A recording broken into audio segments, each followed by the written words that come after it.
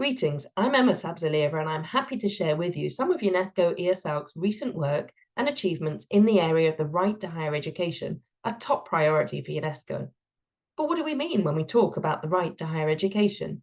We're talking about a human right for everybody. The Universal Declaration of Human Rights sets out the right to education and says that higher education shall be equally accessible on the basis of merit. We also have the International Covenant on Economic, Social and Cultural Rights, which says that higher education shall be made equally accessible to all, on the basis of capacity, by every appropriate means, and in particular by the progressive introduction of free education. More recently, we can also look at Agenda 2030 and the Sustainable Development Goals. We have in SDG 4 on quality education several targets for higher education, but we can also look at the role that higher education can play in helping to achieve all 17 SDGs. So at UNESCO IESALC, we've taken this human rights-based approach and created a social justice framework for understanding the right to higher education. This really puts students at the heart of everything that we do. And in that sense, we think about the right to higher education as being about their access to higher education, but we also think about it as being success, which is widely defined. What would it take, for example, for institutions to support students to thrive and to achieve their full potential while they are in higher education? And the right to higher education even continues after they've studied when we think about their post-study trajectories, whether that is employment, whether that is being members of society and in the communities that they're based in. So at UNESCO IESALC, we've been putting this framework into action.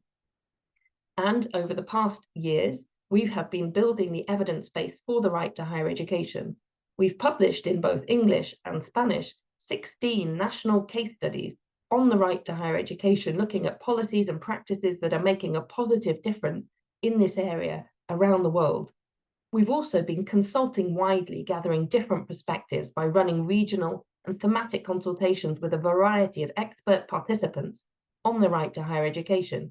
And we've published 9 briefing note compendiums based on these consultations and a synthesis report that handily summarizes the various perspectives that were put forward in these important and wide-ranging consultations.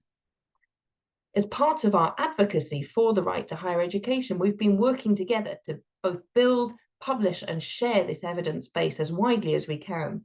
We've created a database of right to higher education experts around the world. We've worked in partnership with a range of international, national, and regional organizations. We've created a framework for working with youth and students to better represent and understand and hear their voice. We're making a policy impact from the 2022 World Higher Education Conference with a series of high-level events and beyond. We've organized webinars and podcasts, and all of those are publicly available via UNESCO IESALC's website. And we've gathered a repository on our website of all the written and audiovisual materials that we've been generating on the right to higher education as we've worked together in partnership. So thank you for listening. Please scan the QR code to find out more about UNESCO's important work on the right to higher education and understand how UNESCO IESALC is contributing to this global, fundamentally important debate. Thank you.